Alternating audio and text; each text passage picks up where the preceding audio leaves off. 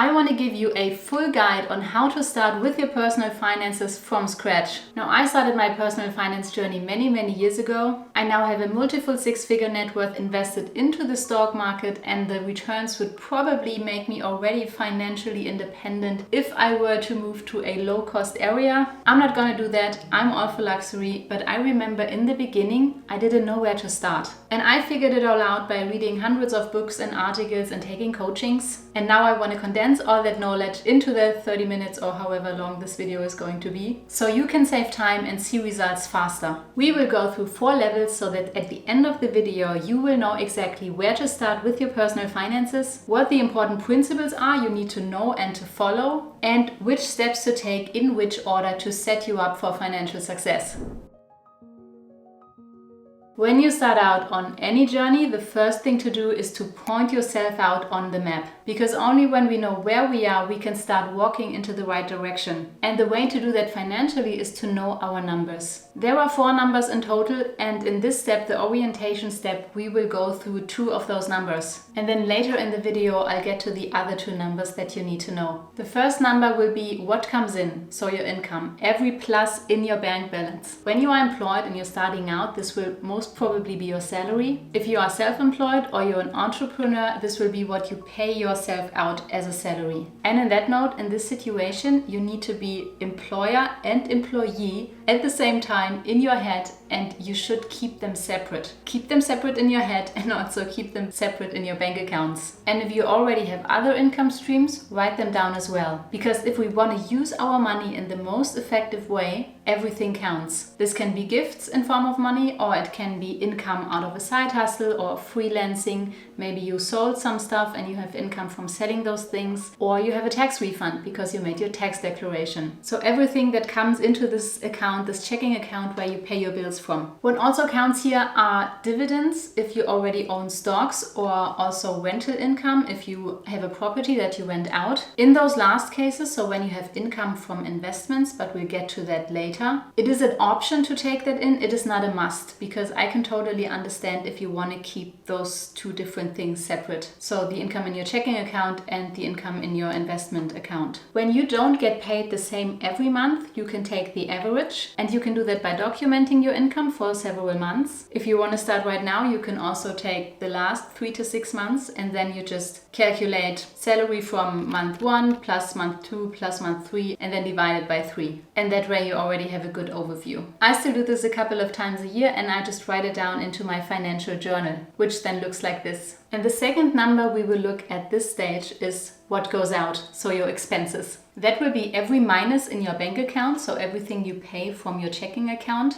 But this will also be what you pay in cash and what you pay maybe with credit cards. So in this step, you need to have an overview of how many cards you have and also how many cards you use, and then take out all those balances and check your expenses. If you happen to pay a lot in cash, what I would recommend is that you keep the receipts of everything you pay for the next few months, and then you also get a sense of an exact number how much you spend in cash. Now you can take all of your expenses as one. This is probably the fastest way, so you just put everything together and you have one number. Or you can use categories. The way I do it is I like to divide into fixed costs and into variable costs. Now fixed costs are the costs that are the same every month, like rent, Wi-Fi, phone, insurances, subscriptions. Those kind of contracts usually don't change. And then the variable costs are costs that are different every month. This will be what I spend for food, for groceries, going out to restaurants, going out to bars, go shopping, vacations. And I like to use those both categories because then I know exactly how much I need as an absolute minimum each month. This will be my fixed costs. And then I can also build an average of my variable costs. And the average is helpful because in 1 month I might get a piece of tech, which is relatively expensive. And then in the next 3 months, I just spend the daily usual. And that way I don't have this like huge outlier. And then I write those 2 numbers in my financial journal as well. And also when you want to spend less, the variable costs are an easy and quick way to start. Another popular categorization is between needs and wants. Needs needs will be costs like housing, insurances, utilities, groceries, a minimum of clothing, and also transportation. And then wants is the stuff, going out to restaurants, going out to bars, going on vacation, and shopping non-essential items, like for your wardrobe or your home. I personally use a rather detailed Excel sheet where I track my income and also my expenses and my savings rate. If you want to check it out, I linked it in the video description. You can download it for free. You don't even need to leave an email address. And then you have basically two numbers, your income and your expenses, and ideally the difference of those two is a positive. So that would mean that you spend less than you earn. If this number is negative, I highly recommend you go through the different spending categories and see where you can cut back before you enter into the next level. Now, this may seem like a trivial step, but it really is the foundation of everything else to come. For me back then, it was quite an epiphany because it's just so easy. And yet you will be surprised of how many people around you will not know those exact numbers. And also, like in a video game, I think it's a nice thing to start at the easiest level to then level up to the next one. And you just did. For finishing level 1, which was orientation, you will get the orientation badge. Our ultimate goal in this game is to build wealth. And in order to get there, we need to know what can hold us back. We have to know our enemies. And in this stage or level, there are two enemies. The first are costs that threaten our livelihood. So we ourselves are the main provider for us. So our livelihood depends on us going to work and getting that salary. If you already have a family, it's maybe even more than just you. And for one, there are incidents that can happen to us where we can't go to work anymore. This can be health. Health issues can hurt us in two ways. One is we get sick and we cannot go to work anymore. And then we temporarily lose our earning capacity, maybe for several weeks. And the other one is that healthcare bills can become very expensive, even to an extent where they can bankrupt you. That's the reason why, for example, in Germany, no one can be without health insurance. It's obligatory, but I know it's not the same in every country. Then there is disability, which is also a health issue, but it's like a more permanent one where you cannot go to work anymore at all, or you can not work 100% anymore, or you can only do certain things. And this can be maybe for several months, but also several years, or even for the rest of your life. And people always think in terms of having an accident and then maybe ending up in a wheelchair, but that's actually only around, 1% or even less than 1% of cases. The vast majority of people become incapacitated for work through a mental illness like depression. That counts, I think, for over 30% of the cases. Now, those were the two health-related cases where we cannot earn anymore. And then there are incidents where costs that we have to pay for exceed our financial capacity by far. Now, health here we already talked about, and the other one is liability. That is where you get claims for damage of property or of other people. Like you accidentally breaking your friend's iPhone, although that doesn't threaten your livelihood. Another example would be when your washing machine breaks and there was a water damage in the two other flats beneath you, and then these huge and expensive renovations are necessary. And that can also be a car accident where other people get hurt. That's why you always need a liability insurance when you're driving a car.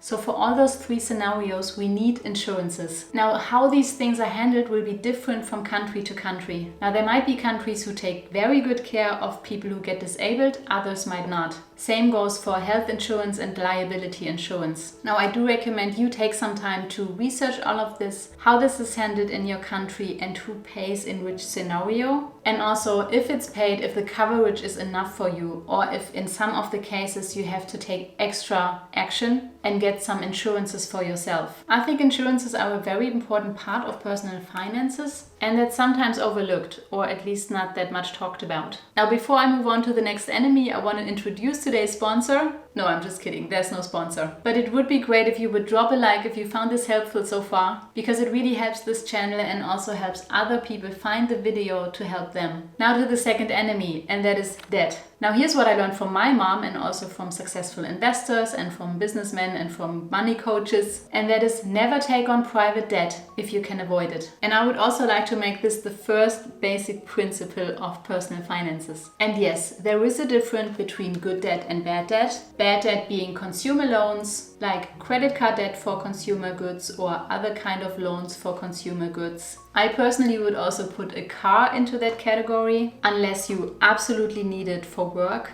And you have good debt that increases your earning capacity and also increases your net worth. This will be a student loan because people with a college degree statistically have a higher salary and also a higher net worth than people without one. And that's true in almost every country, at least every Western country. And also real estate as an investment. So when you use other people's money to buy property for yourself and then you rent it out, and then you can use the debt as leverage. And somewhere in between those two is probably buying real estate for yourself, so financing your own home. But, and here's the but, at the end of the day, you still have to pay for all that debt. Any kind of debt you take, and the sooner you get rid of that debt, the better it is for you and for your wealth. The way I see it, we want to move towards the direction of building wealth and reaching financial independence, and taking on debt means to go in the opposite direction. So the faster you can get out of here and move towards financial independence, the better. And debt is also the third number we need to know in our personal finance journey. If you don't have debt, you can skip this section. Otherwise, number 3 is what you owe. So your debt, there's mainly 3 parts to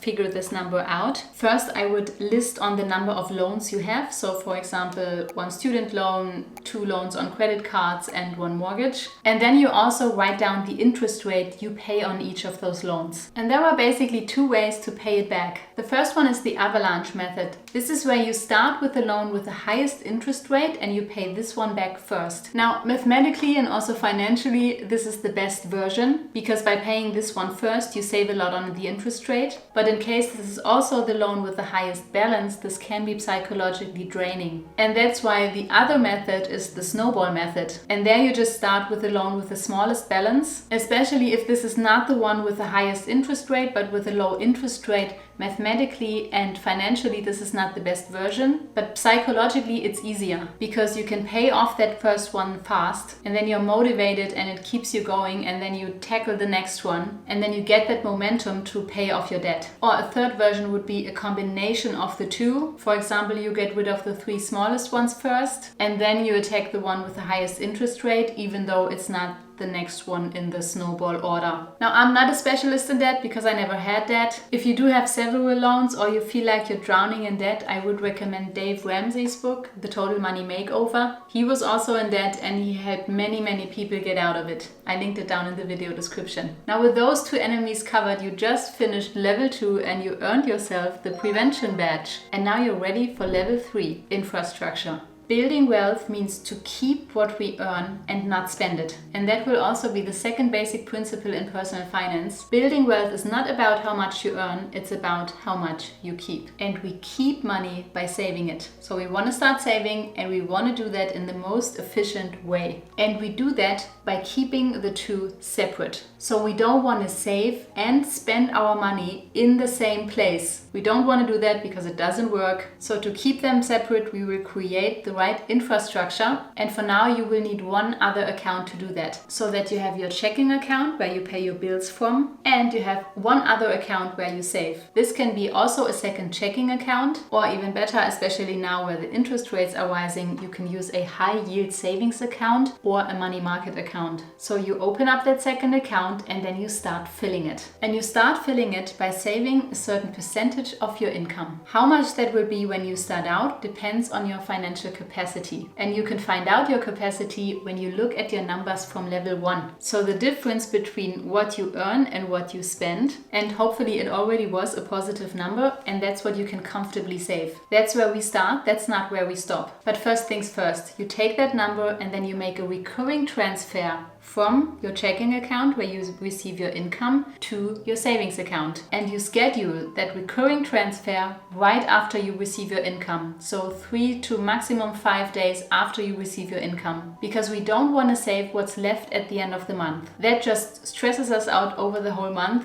Or maybe we forget and then we get upset that we forgot. We also kind of rely on willpower, and that's not very sustainable. And also with everything you spend, especially when you have the intention to save, you might feel at least a little bit guilty about spending, and that's not what we want. So we save right after we receive our income, and that is also the third basic principle in personal finances. It's pay yourself first. This is one of the most powerful concepts in personal finance and in building wealth. And it makes it so easy because you automated it, you don't have to think about it, it's off the table. And because it's already off the table, you can also spend the money that's like left after saving, you can spend it guilt-free. If you are now asking yourself how much you should save, I would recommend to start with 10%, but you are on a channel about building wealth and reaching financial independence, so I don't want you to stop at 10%. Move it up as much as possible, and I will show you a hack where you can do that while at the same time still enjoying your life in a minute. But starting is actually more important here, and one way to do it is you take your comfortable number, your comfortable savings number, and then you gradually move it up. And then, for example, when you go through your spendings and you discover, for example, 2 subscriptions that you don't need anymore and you cancel, and that way you freed up money that can now go into your savings rate. And you can do that each time you find something where money frees up. An alternative way is also a more radical way, is you can just set yourself a savings rate. For example, 20%, or when I got my first salary, I started with saving 30%, and then you just set up the recurring transfer over the 30% to your savings account and you spend what's left. Now for this version, your fixed costs should be far away from your actual income so that you don't run the risk of going into debt because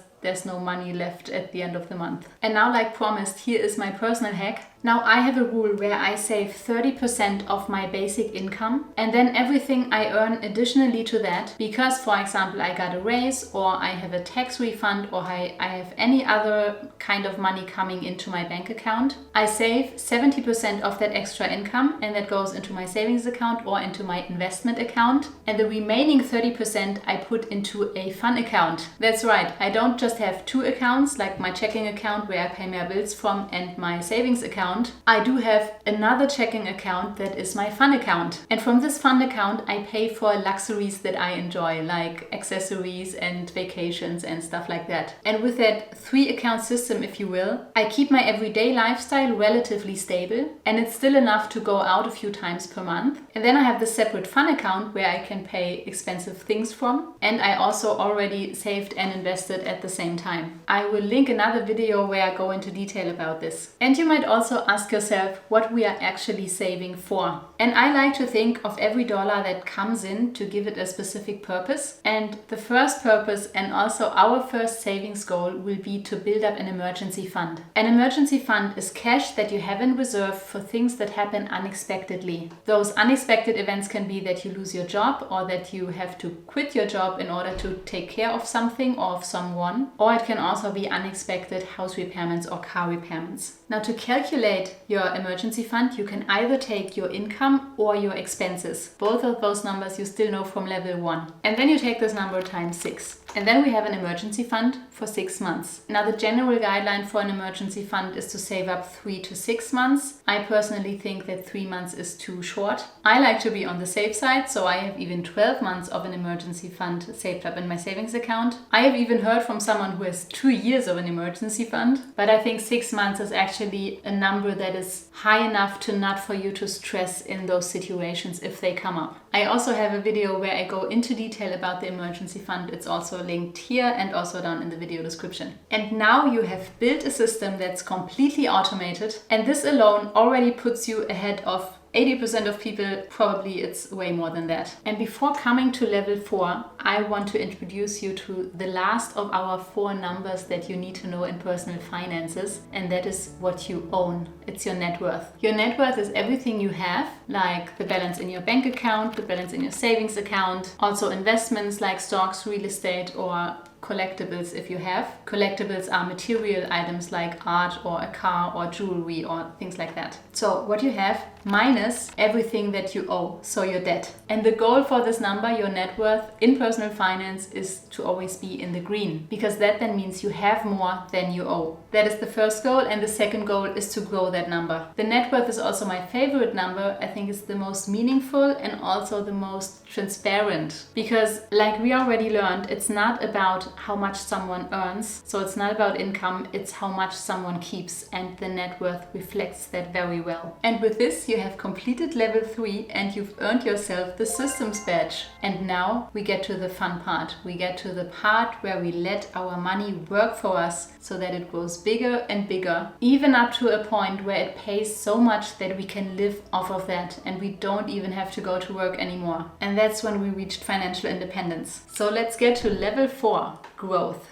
Now, to let our money work for us, we need to invest it. And that means we put our money into assets that then let our money grow bigger. Now, before I get to the assets and the investment strategy, I want to mention these like 2 pillars we have. And the first one is investing for retirement, where the state supports you. And the other one is investing for you privately. That is also for retirement, so for your future self, but of course it's also for you now, for your present self, because it builds security, it gives you clarity, it gives you this life of abundance, because we don't actually need to wait until the actual retirement to at least be able to retire. And I took those 2 pillars because the next step will be to open an investment account, and the type of investment account you open first will depend on those 2 pillars. So for the first one, there are individual retirement accounts. Those are tax advantaged, and that's good because either it reduces your taxable income. So let's say, for example, you earn $100,000 a year and you can put $10,000 towards your individual retirement account, and then you only get taxed on $90,000 a year. Or the other type of tax advantage is that later on, when you actually live off that money in your retirement, you don't have to pay taxes on that income. And like I already mentioned, those are different types of accounts. In the US, for example, it's the 401k or the Roth IRA, or also an HSA. And in the UK, it's the ISA and the LISA. In Germany, we don't have such a thing. We just get a tax advantage on our like normal or usual brokerage account. And that brings me to the second type, the second pillar, when you invest privately for yourself. That is either because your country doesn't have a separate investment account, or you do, but you have maxed out all of those retirement accounts. Then you open an individual brokerage account for yourself. And then what you do, you already have a savings rate that puts money into your savings account every month. And as soon as you filled up your emergency fund completely, you just change the direction of this recurring transfer. So it doesn't go into your savings account anymore. Now it goes into your investment account. So you keep that fully automated system, and then you pick an investment strategy. Now for that, let's take a look at the different assets there are. So you have stocks where you own a little piece of a company, a publicly traded company. Stocks usually are considered a riskier investment, but also with a higher return. Then you have bonds. With bonds, you basically lend out your money to a state or to a company, and then you get paid interest for lending them the money. Bonds are considered a safe investment, but they also have a lower return. Then you have funds where several stocks or also a combination of stocks and of bonds are bundled together in one financial product, the fund. That is my favorite asset, but I'll get to that in a minute. Then you have real estate where you either buy a property yourself and then you rent it out, or you can also invest into real estate through a company that buys real estate. That's then called a REIT, a real estate investment trust. Another asset class are currencies. The most relevant probably here are crypto, because it's a hype and everyone wants to invest in it. And you also have alternative investments like business ownership, commodities, or collectibles. I will not dive deeper into those here because this is a beginner video. In either case, I recommend you do a little research on each of those assets to find out which one is the best fit for you. Like I said, I personally go with funds, and here especially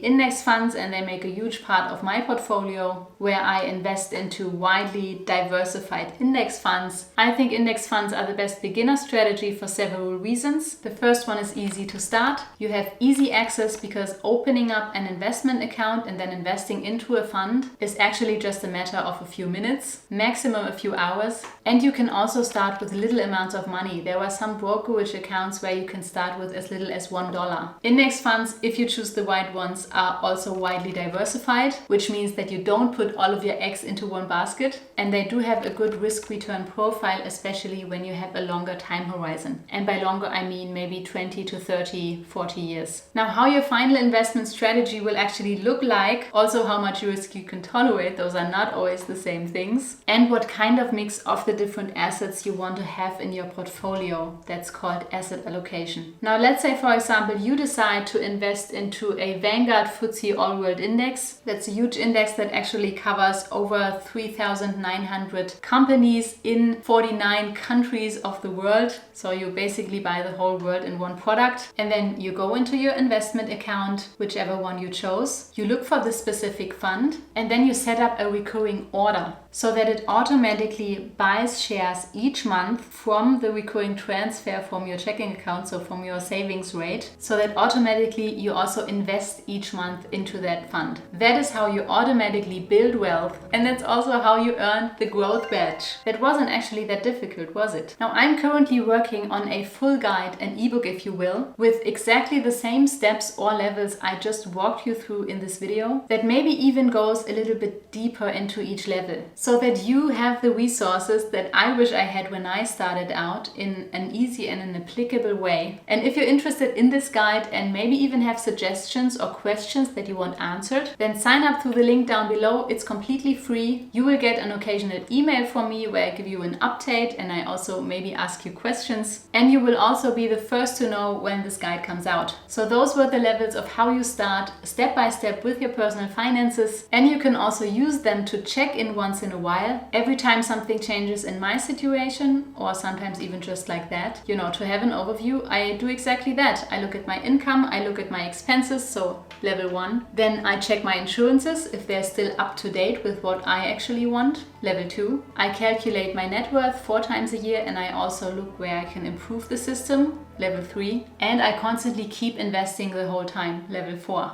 I hope you got some value out of this and maybe some inspiration to start with your personal finance journey to build wealth. Thank you for watching. Thank you for spending your precious time with me, and I maybe see you in the next video. Bye bye.